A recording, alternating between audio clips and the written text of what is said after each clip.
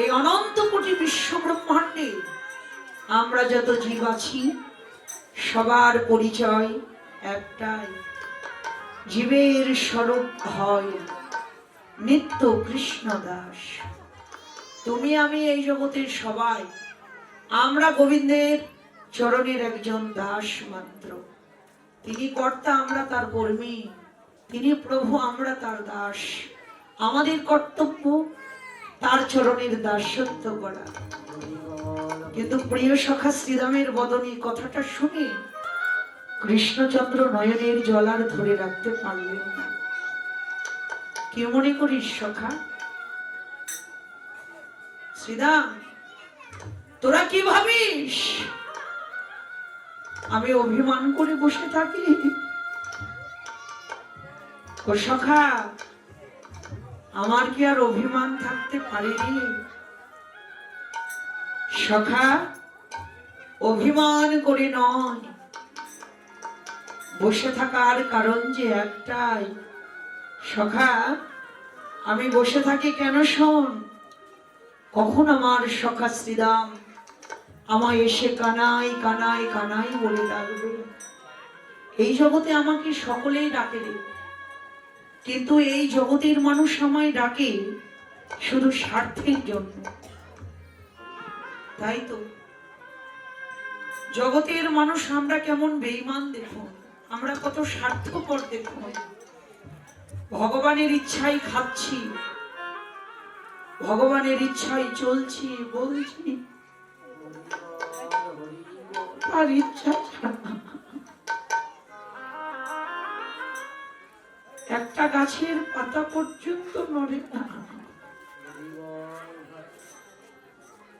যার ইচ্ছায় এত কিছু পেয়েছি, না চাইতেই তিনি কত কিছু দিয়েছেন, আর এতই স্বার্থপর মানুষ। দিনন্তে তার চরণে একবার হাত জোর করে নমস্কার করে দিনন্তে তাকে একবার হাত জোর করে বলতে পারি না, দয়াময় আমাকে তো সুখে রেখেছ, তুমি যেখানেই থাকো সুখে থাকো, তুমি সুখ। গোবিন্দ বলছে, সখা এই জগতে আমায় সবাই ডাকে,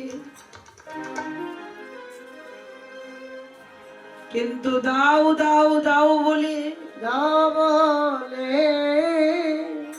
কেউ বলে ধন দাও, কেউ বলে জন দাও, কেউ বলে জান দাও, কেউ বলে মান দাও, যশ দাও, খ্যাতি দাও, রূপ দাও, যৌবন দাও, বিদ্যা দাও, বুদ্ধি দাও, পাণ্ডিত্য দাও। তাই তো আমরা কত স্বার্থপর। ভগবানকে আমরা স্বার্থের জন্য ডাকি। গোবিন্দ বলছে, সখা সবাই আমাকে ডাকে, কিন্তু দাও দাও বলে। সখারে, আমি যে ভক্তের ডাকের আশায়,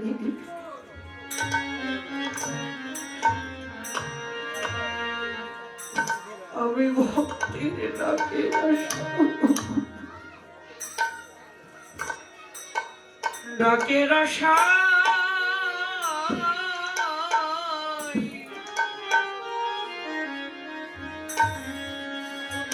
আমি যে বসে থাকি, সখারে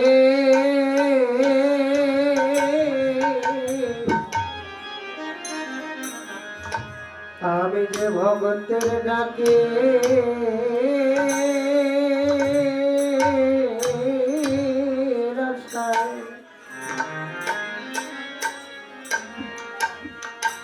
আশায় বসে